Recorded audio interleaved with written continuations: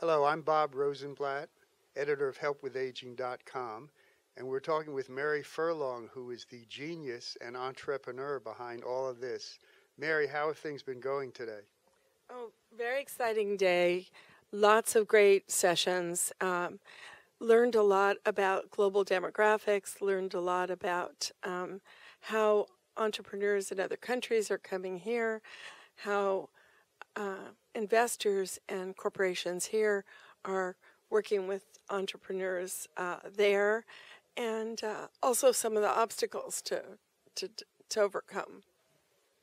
Um, in terms of the difficulties, how do you get from having a really good idea to the point where you will alert people and they will give you money and you can carry it out? There seem to be a lot of good ideas, and I wonder if they don't get anywhere. Well, that's an interesting question because sometimes it takes time, and sometimes it's about the team. Sometimes it's about the technology, and sometimes it's about the market need. So what I see is that I'm pretty tenacious. So when I see an entrepreneur with a good idea, I just keep helping him or her keep rephrasing what they're trying to accomplish and introducing them to the right people so they can get something done. So they could be in a crowded space and the reaction might be that's a crowded space, or you don't have enough barriers to entry. So sometimes they're disappointed about the feedback, but you have to listen to the feedback from the investors and the partners, and that will help shape what you're doing. I kind of think of this conference as a mini MBA in the longevity market, with an addition of understanding issues globally and also understanding the regulatory environment, which is so important. How long should you have patience? In other words, you have a good idea. Let's say you've been coming to these events, you've been talking to people. Is there a period of time beyond which you should say, okay, it's not going to happen? Yes, I mean, I've had to tell people to just find a full-time job. Sometimes people get weary by how much work it is to build something. And sometimes you may not have the right business model. So you might have a good idea, but you're a little too early, or so sometimes you have to look at your own temperament. But usually good ideas over time find their way to have people pay for them. And as soon as you start getting paid for your work, you know that you're onto something. Then you have to figure out how to scale it, you know.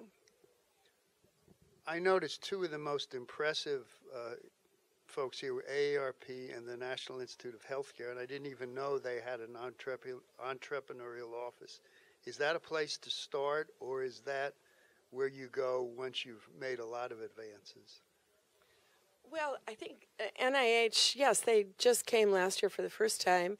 We've been working with them intensely across all of our conferences, and they have a lot of great resources.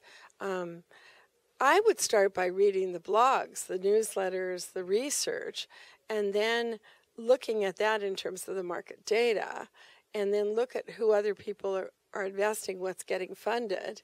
But almost every nonprofit I know now has an innovation arm, and they're trying to take the trust they have with the member and extend that into solutions that could be revenue producing to the organization. It's pretty interesting. So I just think you have to tell your idea to many different constituent groups, especially ones that can pay for your idea, whether it's a healthcare system or a senior housing group. I've heard a lot over the years about elevator pitches. Does that make sense, or is that too short? Should you be able to explain your idea in 1 minute to a busy person?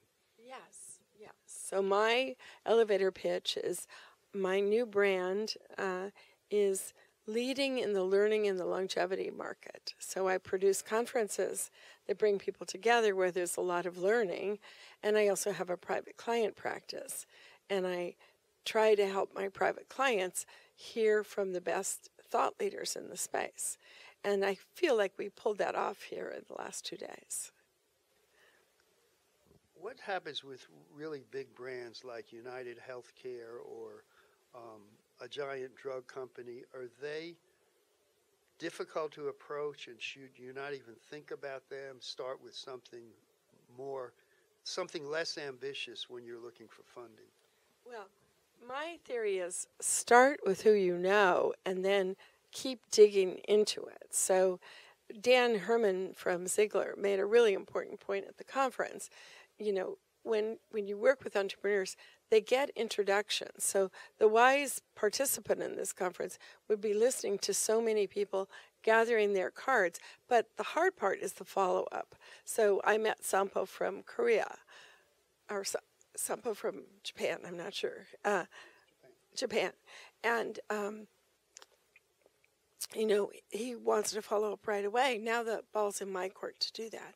And then you have to really take those relationships, especially your investor relationships, and ask them who else can they introduce you to, and then do all that follow-up.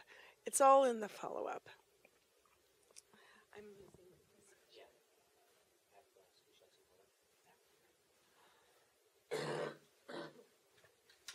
because you're going to edit this, right? Sorry. I have to go back in there. Take care. It's an industry problem when I talk too much. Thank you very much.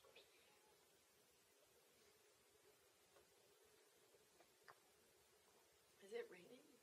It has been. Yeah, it has been, yeah. It is right at the moment, but it has been. The Alexandria counter is always a treat. Oh, thank you. Yes.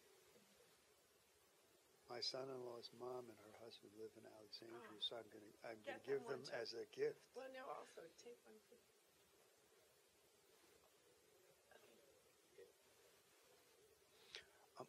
So we have the entrepreneurs, we have the products. What about from the public point of view, if I am someone who's taking care of my 93-year-old mother who's in a nursing home, and I worry about all these things, exercise, bone health, falling, is there a way for me as a consumer to seek out, or is that sort of beyond what I could do? Can I seek out help? Yes, I mean, there are lots of resources, everything from the National Alliance for Caregiving to ARP, but also we have a very well-educated older adult customer base, and so they read a lot. So reading my newsletter, reading Lori Orlov's Aging in Place Technology Watch, reading your newsletter, Senior Housing News, get educated in the industry. Lori Bitter's The Business of Aging. There's listen to the podcast that we have here. But a lot of people should be getting educated about these issues. I mean, we can have our best life in our 70s, 80s, and 90s, but it's going to take some effort on our part to really understand how do we do that around health and vitality, how do we do that around beauty, how do we do that around contribution, around financial resilience, and how do we avoid at all costs as many disease states as we can. We have a very entertaining session going on in there on cannabis, and I better go right back and find out the results, but those are some of the topics of the day. So thank you very much. Thanks a lot, Mary.